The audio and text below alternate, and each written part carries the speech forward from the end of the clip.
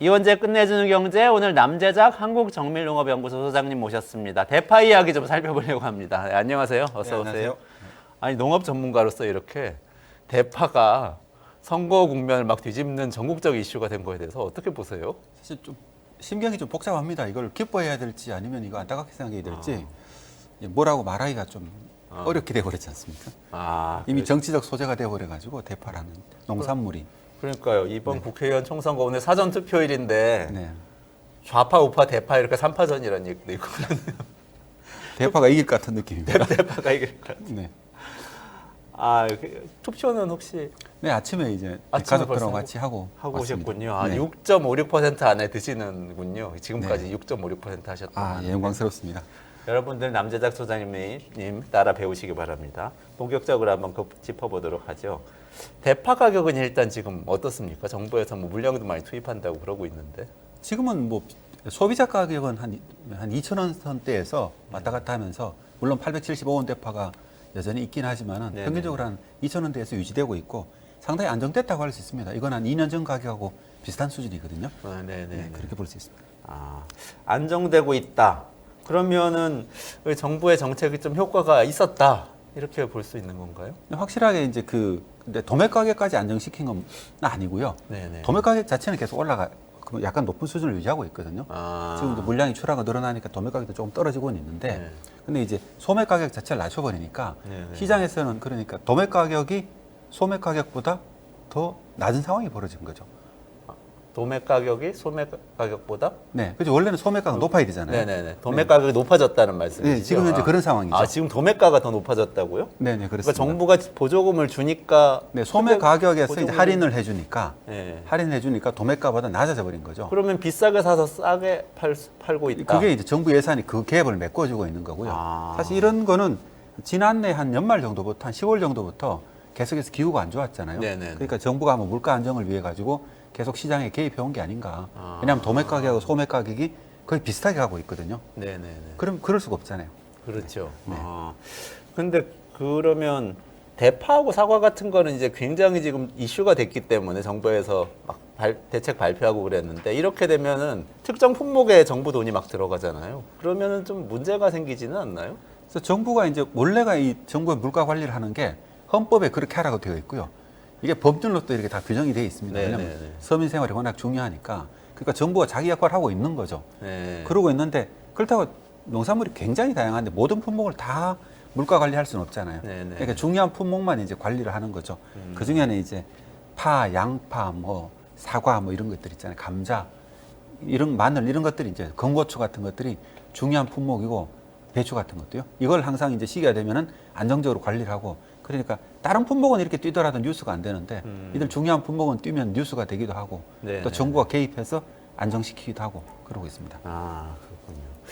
근데 이게 농산물 가격이 항상 뭐 이렇게 뭐 50% 올랐다, 100% 올랐다 이런 뉴스가 많잖아요. 근데 보통 보면은 무슨 핸드폰 가격이 갑자기 100% 오르고 이러지는 않는데 농산물만 특별하게 이러는 이유가 있나요? 원래 이 농산물이라는 게 가격 탄력성이 없다 그러시잖아요. 네네. 경제학자시니까 더 잘 아시겠지만은 그러니까 가격 탄력성이 없으니까 뭐 가격이 오르더라도 예를 들면은 일반인들은 그러니까 도저히 이해 못하는 부분이죠. 유통에 대해가 정말 잘 이해 못하는 영역이거든요.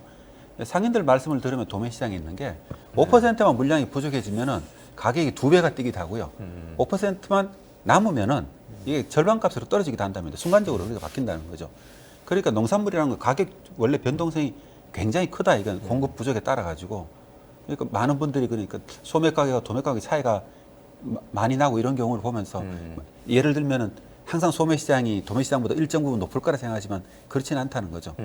굉장히 큰 폭으로 뛴다 이게 농산물 시장의 특징이다 이렇게 볼 수 있습니다. 그러니까 가격 탄력성이 낮다는 게 예를 들어서 이게 뭐 사과가 모자란다고 그래도 갑자기 해서 사과를 왕창 가져다가 더 공급할 수가 없다는 거죠. 아무리 공급자가 이렇게 그렇죠. 비싸지면 더 팔아서 돈 더 벌고 싶을 텐데 못 한다는 얘기죠. 그렇죠. 그렇습니다. 그리고 사과라는 건 항상 뭐 상인들이 그러니까 재고를 항상 가지고 있을 거잖아요. 네네. 그 냉장 창고에 사과를 내놨다가 항상 일정량을 꾸준하게 출하를 하거든요. 네네. 그래서 이제 가격을 서로 맞추는 거죠. 이렇게 네네네. 이렇게 하고 있는데 이게 이제 실패하면 손해 보기도 하고 덕을 보기도 하고 이렇게 하는 겁니다. 그러니까 많은 분들이 보기에는 인위적으로 창고에 저장해 놓고 일부러 매점 매석했다 이렇게 오해할 수도 있고 실제로 그런 경우도 있긴 합니다만은 이제 농산물의 특징이라는 게 한번 생산되면 그걸 가지고 일정 기간 판매를 해야 되는 거죠. 아. 오늘 비싸다고 해서 오늘 내 창고에 있는 걸 다 비워버릴 수는 없잖아요. 네네. 왜냐면 이 상인들도 자기들이 그 관계들이 있잖아요. 네네. 소매점하고 아니면 도매상들하고 관계가 있기 때문에 항상 이런 꾸준한 관계를 만들어가는 거죠.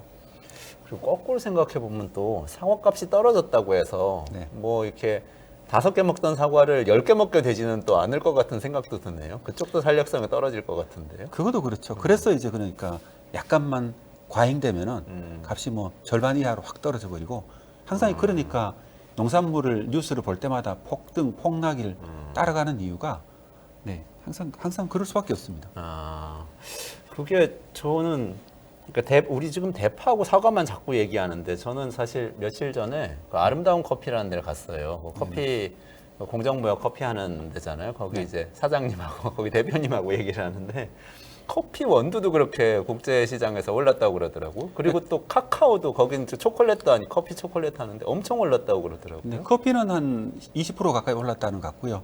근데 코코아가 이제 요즘 뉴스가 되고 있잖아요. 코코아는 작년에 비해 가지고 한 11%, 평균적으로 한 11%, 12% 정도가 줄었다고 하거든요. 근데 가격은 한 3배 정도가 더 올랐습니다. 아, 그러니까 이게 11%가 줄었는데 평균적으로 가격은 3배 이상이 뛴 거죠. 그러네요. 그 엄청난 일이네. 그러니까 11% 줄면은 뭐 10% 가격이 오르거나 아니면 많이 올라야 20, 30% 오를 것 같은데 그런 게 아니네요. 이게 그렇죠. 이런 다른 기호식품 원리가 쪽에 작동하는 그 품목마다 약간 다른데요. 예를 들어 식량작물 같은 경우 그 진폭이 상대적으로 작고 이렇게 기호식품 같은 경우는 진폭이 훨씬 더 크고 네네. 뭐 이런 특징들이 있습니다. 이게 국가마다 조금씩 좀 그 생산량이 다를 텐데 지금 네. 전체적으로 코코아입니까? 카카오입니까? 이게 카카오 원두라고 하는 분들. 네, 코코아 우리나라에서 코코아라고 부르죠. 예. 네. 그래서 이게 전체적으로 모든 국가에서 이렇게 생산량이 감소했다는 거죠. 네, 그렇진 코코아 같은 않고요. 경우는. 코코아 같은 경우는 대개 한 8개 나라가 크게 많이 생산하고 있거든요. 네네네. 아프리카에 있는 코티디부아라는 나라에서 가장 많은 양을 거의 대부분을 생산하고 네네네. 있고 그다음에 이제 가나 초콜릿 유명하잖아요. 네네네. 그 가나가 이런데 그러니까 그 가장 많이 생산되고 있는 가나하고 코티디부아르 이 아프리카 국가들이 이제 굉장히 많이 줄었죠. 예를 들면 코티디부아르 같은 경우에는 전년도에는 한 220만 톤 정도가 이제 생산을 했는데 네. 원래는 한 180만 톤 정도밖에 생산이 안 됐거든요. 아. 이제 가장 큰 영향을 미쳤죠 시장에. 이게 그렇게 따지면 코트디부아르 초콜릿도 있어야 될 것 같은데 이거 발음이 안 좋아서 발음이 길어서 그런 건가 그런 생각이 갑자기 드네요. 네. 다른 이 농산물들도 지금 이런 상황을 겪고 있나요? 혹시 이게 좀 일반적으로 지금 농산물 시장이 불안정해지는 건지 이게 좀 궁금해서요. 근데 전반적으로 이제 뉴스에 국제 뉴스에 약간만 관심을 가지시면은 네. 해마다 아프리카에서 사실 우리나라에서는 배추라든가 이런 작물이 중요하잖아요. 네. 그 국제적으로 보면 가장 중요한 채소가 토마토거든요. 네. 대부분의 나라에서 우리나라 토마토. 김치만큼 많이 먹는 게 토마토입니다. 토마토를 어디에 먹지? 뭐 스파게티 먹을 때는 뭐 유럽에서 많이 먹을 거 같고. 우리나라 생각에서는 그 정도 뉴스를 네. 보는데 우리가 배추가 어디 모든 마늘이 거의 다 들어가는 것처럼 네. 어지간한 요리에 토마토가 다 들어가는 거죠. 그걸 생각해 보니까 유럽에 가면은 네네. 다 토마토 들어 있었던 것 같아요. 예, 예. 볶음에도 들어 있고 구이에도 이렇게 그러니까. 꼬치구이 같은 데도 다 있고. 네, 거의 대부분 토마토가 가장 일반적으로 네. 가장 많이 사용되는 채소인데요. 아. 이게 항상 외국 해외 뉴스에서는 이 가격이 뛸 때마다 뉴스가 되거든요. 아. 그래서 아프리카에서 만약에 비가 많이 내리면은 케냐 같은 데 가격이 한 서너 배 뛰기도 하고 최근에는 그럼 인도에서 작년 같으면 인도 같으면 우리나라도 여름 배추가 뛰잖아요. 네. 인도 같으면 작년에 마찬가지로 한 7, 8월쯤 되면 이제 기상이 나빠지면은 네. 배추가 뜁니다. 아. 그래서 인도 같은 경우도 작년에 한 300% 정도가 토마토가 올랐다고 해서 또 난리가 나기도 하고 이런 일들이 그러니까 점점 더 잦아지고 있는 거죠. 점점 더 잦아지고 있고. 뭐 그러니까 우리나라만 이런 게 아니고 전 세계적으로 이런 뉴스들이 돌아가면서 계속 있고요. 토마토 그렇게 많이 먹는데 300% 올랐다 그러면 우리 배추값이 300%뭐 3배 올랐다고 그러면 이거는 엄청난 이 타격을 주잖아요, 우리 가게에. 그렇죠. 서민들 입장에서는 토마토 없이 먹는다는 건 우리가 김치 없이 밥 먹는 느낌이거든요. 그러니까 그쪽 정치인들도 예민하게 반응을 하죠. 항상 해외에서는 토마토 뉴스가 그 기후변화를 조사를 할 때 그러면 어느 나라에서 토마토 뉴스가 나오고 있느냐를 보고 있으면은 그 나라 기후가 어떤지를 대충 추정할 수 있습니다. 근데 원래 그렇게 변동성이 큽니까? 아니면 요즘 더 커진 겁니까? 이 토마토 가격이든지 뭐 코코아 가격이든지. 그 농산물이라는 건 기상이라는 건 농사 지을 때 영향을 받잖아요. 네, 근데 네. 기상재해라는 건 항상 있거든요. 근데 예전에는 예를 들면은 10년마다 이제 한 번 기상재해가 있을 거라 하면은 어느 나라에 요즘은 2, 3년마다 한 번씩 있는 거죠.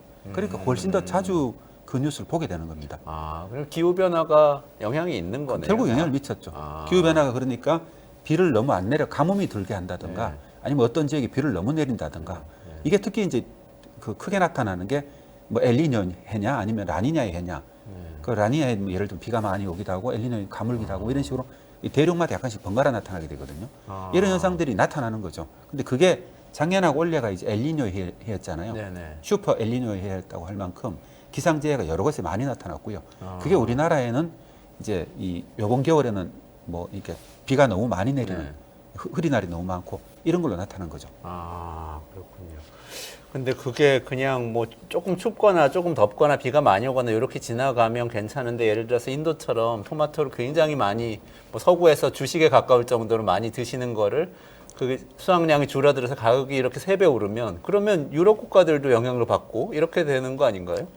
그렇죠. 유럽은 이제 토마토 같은 경우는 되게 유럽은 자체에서 대략 생산하고 있거든요. 네네. 예를 들어 영국을 하나 예를 들면 영국 같으면은 유럽에서 오는 게 있을 거고요. 네덜란드나 뭐 이런 데서요. 그 다음에 이제 모로코에서 또 많이 오거든요. 스페인하고.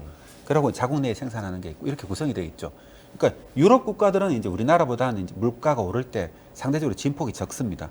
이게 시장이 완전히 개방되어 있고 이제 여러 가지 공급망을 가지고 있기 때문에 그렇고요. 우리나라 같은 경우는 아니면 인도 같은 경우도 그렇잖아요. 워낙 나라도 크고 공급망이 이제 자기 나라로 제한되어 있으니까 상대적으로 영향을 많이 받는 거죠. 아. 국가별로 그러니까 농산물의 어떤 기후가 나빴을 때 영향을 받는 정도가 이것도 우리나라도 상대적으로 많이 받는 것이고 유럽은 상대적으로 적게 받고 하지만 마찬가지로 영국에도 똑같은 일이 일어났는데 예를 들면은 작년에 이제 뉴스 보신 분들은 영국 슈퍼마켓에 토마토가 없어졌다고 작년 초에 한바탕 뉴스가 됐었거든요. 네네네네. 그래서 영국 같은 선진국에서 토마토가 사라지나 이렇게 해서 많은 사람들이 깜짝 놀라게 됐었고요.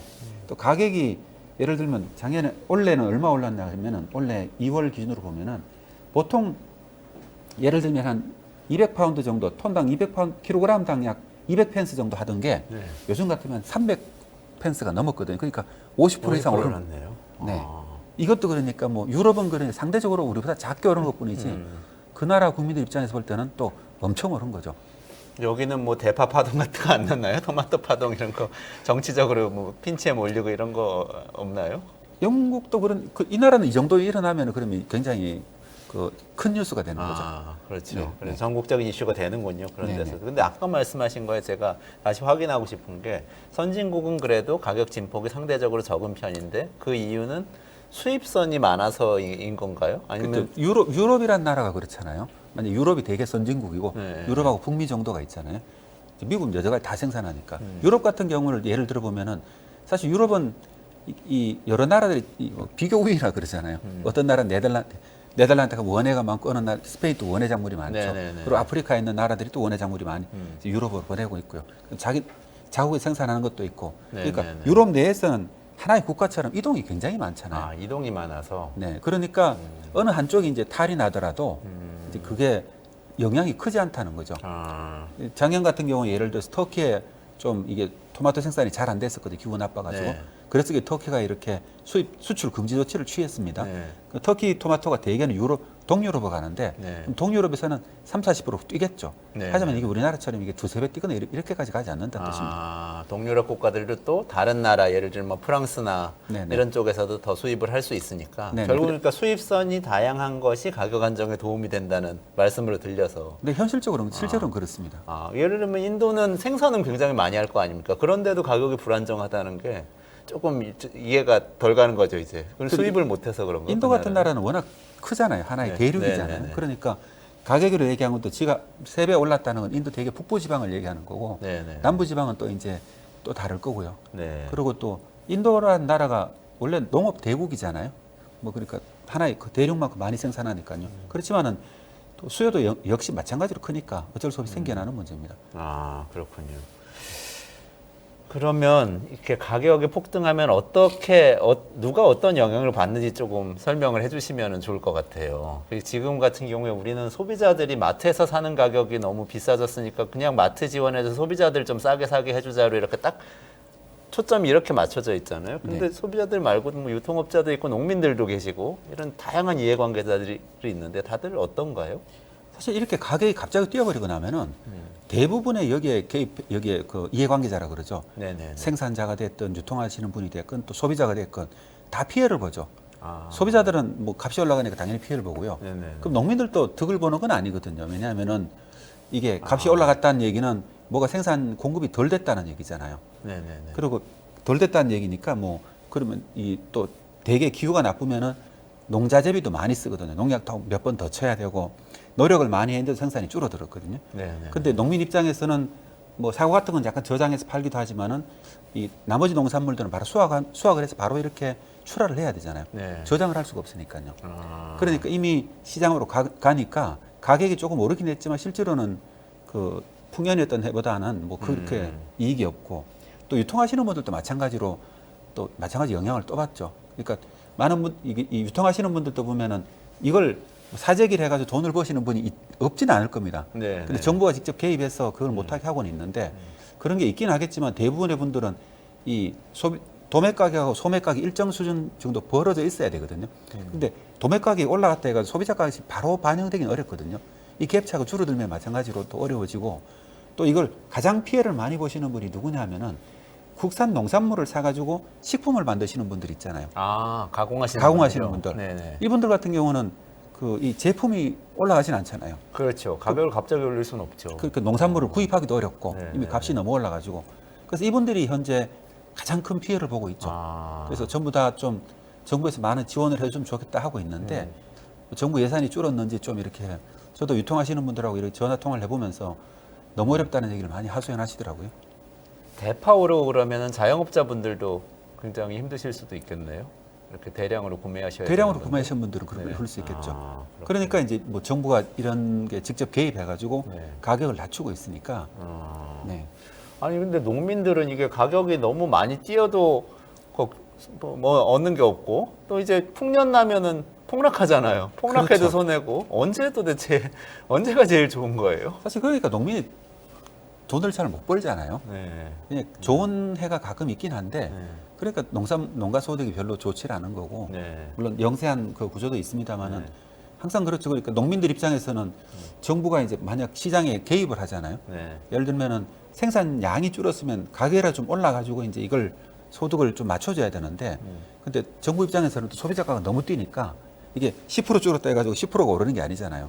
너무 크게 뛰어버리면 또 이게 문제가 생기는 거. 여기에 개입해가 이게 그러니까 소매 가격이 뛰는 거지 이게 뭐라 그러면 농민들이 이익을 보는 건 아니거든요. 네. 네. 그래서 좀 이런 게 이렇게 얘기를 해도 참 듣는 분들은 이해하기 참 어려울 거예요. 유통이 정말 어렵습니다. 아. 네. 그러면 정부 대책을 마지막으로 정부 대책에 대해서 조금 평가하시고 앞으로 어떻게 하면 좋을지를 좀 말씀해 주시면 좋겠는데 일단 정부는 1,500억 원 투입하겠다고 굉장히 뭐 크게 발표를 했는데 네. 이런 대책은 좀 효과가 있는 대책인가요? 어떻게 보세요? 실제로 뭐 앞에 그래프에도 보셨지만은 항상 정부가 물가가 이렇게 너무 뛸 때는 항상 개입을 하거든요. 네네네. 그리고 우리가 이번에는 좀 뉴스에 나오고 또 선거가 겹치면서부터 더 예민하게 반응하는 것 뿐인 거죠. 네. 그래서 이런 일들은 어쩔 수 없이 할 수밖에 없고요. 그냥 소비자가 어느 정도 낮춰야 되니까. 하지만은 가장 좋기로는 사실 농민이든 아니면은 농민들이죠. 농민들 입장에서는 안정적으로 이렇게 꾸준하게 가격이 유지가 되는 게 좋거든요. 크게 뛰지 말고 그냥 조금 움직이면서 이게 가장 좋은 거죠. 유통하시는 분들도 이게 가장 좋고요. 근데 실제로 이게 잘 안 됩니다. 농산물 특징상. 그래서 농촌에 계신 많은 분들이 예를 들면은 뭐 그 뉴질랜드처럼 이 자조금 단체 같은 거 있잖아요.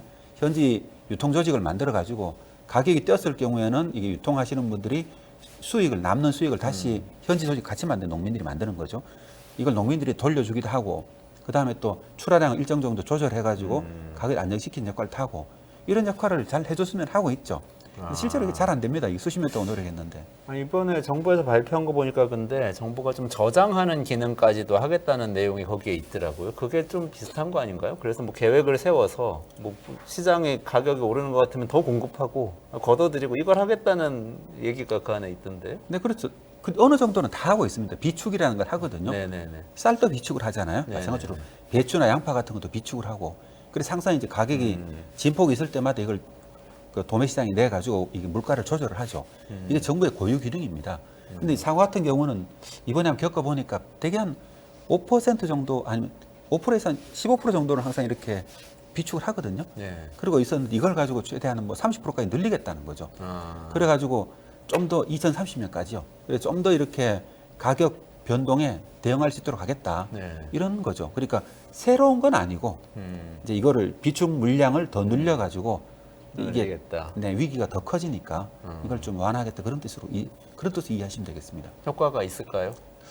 저는 뭐 이게 효과가 이것도 어느 정도의 진폭이 있을 때 얘기거든요. 네네. 그러니까 지금처럼 한 30% 줄어들 지금부터 만약에 10%좀 줄어들었으면 정부의 대책이 큰 문제가 없었을 건데 이번에 30-40% 생산량이 줄면서 이게 정부가 준비하고 있던 게 다 무너졌잖아요. 그러니까 그 비축량을 늘린다는 거는 문제는 예산을 더 들여야 되는 거죠. 창고도 더 만들어야 되고 계약집을 더 많이 해야 되고 네. 그러니까 그게 들어가는 비용을 정부가 예산으로 부담을 해야 되잖아요. 비용이 증가하는 거죠. 그러니까 농업 예산이라는 게 같이 늘어나지 않으면은 하긴. 다른 데 투자되는 돈 또 줄어들잖아요. 그러니까요. 그리고 또 이것도 한번 20-30% 정도 줄어드는 거는 그러니까 완화할 수 있을 겁니다. 하지만 그보다 또 더 큰 피해가 생기면 마찬가지로 또 이렇게 원래 같은 사태가 또 나는 거죠.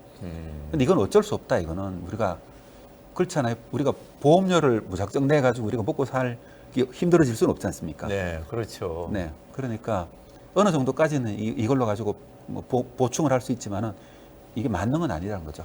그러니까 무한정 예산을 투입하면 어느 정도 안정을 시킬 수는 있겠지만 뭐 그 예산 다른 데 쓸 때도 많으니까. 근데 그렇게 하면 이제 정부가 이제 뭐라 그러죠? 계획 경제가 돼버리는 거죠. 그렇죠. 네. 네. 아, 그러면은 만약에 무한정 늘릴 수가 없고 아까 말씀하신 기후위기 때문에 네. 사과든 뭐 대파든 어쨌든 불안정한 상태는 이어진다고 하면 네. 그러면 우리도 아까 말씀하신 것처럼 유럽 국가들처럼 뭔가 수입을 다변화해가지고 안정시키는 그 길로 가야 되는 건가요? 현재 이제 대부분의 농산물은 다 그러고 있거든요. 네네. 그러니까 그래서 이제 농민들이 불만인 거죠. 아. 떨어질 때는 이렇게 대책이 좀 이렇게 신속하게 잘 안 되는데 네네. 그게 손해를 많이 보잖아요. 아. 약간 더 생산되면은. 근데 이제 물가가 오르면 이렇게 바로 이렇게 정부가 개입을 해버리니까 이게 어떤 문제가 있냐면 농민들 입장에서는 그러니까 이게 한번 떨어질 때마다 손해를 많이 보니까 생산 면적을 줄이잖아요. 네네. 그럼 정부 입장에서는 또 한다고 수입량을 더 늘리게 되고 이렇게 해서 어떤 품목을 포기해버리는 상황이 되는 거죠. 아. 이미 많은 품목이 그렇게 됐고 아, 작은 그래요? 품목들은 네네네. 그러니까 농민들 입장에서는 그러니까 이걸 어떻게 하면 지속 가능하게 만들 건지 장기적으로 좀 대책을 세우자. 왜냐하면 지금까지와는 다르게 기후라는 게 농업에 우리가 예상하는 것보다 훨씬 더 큰 영향을 미치고 있잖아요. 네네. 이거에 대해서 뭐 이런 식으로 좀 이런 식의 대책도 좋지만은 이것저것 고려해가지고 어떻게 하면 농업이 지속 가능할 수 있을지 좀 같이 좀 머리를 맞대보자. 네네. 이런 얘기를 좀 많이 하고 있습니다, 현장에서는. 아, 그렇군요. 이게 만약에 근데 마지막으로 여쭤보고 싶은 게 이게 기후위기 문제 때문에 생긴 일이라면 네. 이게 추세상 계속 이게 뭔가 농산물 가격이 불안정해지니까 추세적으로 계속될 거잖아요. 그럴 수밖에 없죠. 아, 그러면은 그 추세에 대해서 대응이 됩니까? 그러니까 농민들이 자조적으로 뭔가를 만들고 정부가 이렇게 임시로 예산을 투입하고 이런 것들이 근본적인 대책이 됩니까? 그러니까 지금 현재 하고 있는 정부 정책 뭐 대책들이 기존에 우리가 과거에 한 2000년대 있잖아요. 90년, 2000년대 네네네. 봐왔던 그런 관점에서 이걸 바라보고 있는 거거든요. 네. 그래서 제가 항상 농가들도 마찬가지인 거죠. 우리나라 현재 굉장히 영세한 고령농 중심으로 되어 있잖아요. 이러니까 이 변화 역시 대응이 어려운 거죠. 네네. 그래서 근본적으로 이제 이 기후가 급격하게 바뀌고 인구 구조도 급격하게 바뀌잖아요. 네. 농촌도 고령화되고. 그러니까 농업 혁신에 대해서 농업 미래를 어떻게 바꿀지 근본적으로 좀 고민할 필요가 있다. 약간 바꾸는 거 가지고는 어쨌든 간에 이런 게 계속 잦아질 수밖에 없거든요. 한두 해 좋아지면 또 우리가 잊어버리겠지만은 이게 또 2, 3년마다 한 번씩 여름에 배추가 됐건 아니면 가을 배추가 됐건 사과가 됐건 아니, 나중에 쌀까지도 갈 수 있죠. 이런 게 계속 반복될 겁니다. 그럼 계속해서 정부가 예산을 계속 투입을 해야 되잖아요. 이걸 또 대비한다고 또 예산을 또 투입할 거고요.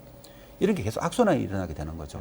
그 수입량이 늘어나면 농가들은 또 농작물을 포기하고 농촌을 또 떠나게 되고 네. 이런 게 이제 거의 일어나는 거의 확정적으로 예상하고 있거든요. 확정적으로 농촌이 무너지게 되는 거네요. 그렇죠. 우리가 이게 그렇죠. 지금 단계에서 이제 그러면 새로운 기후나 아니면 새로운 농업 인구 구조 변화에 맞춰 가지고 좀 혁신적인 걸 좀 해야 된다고.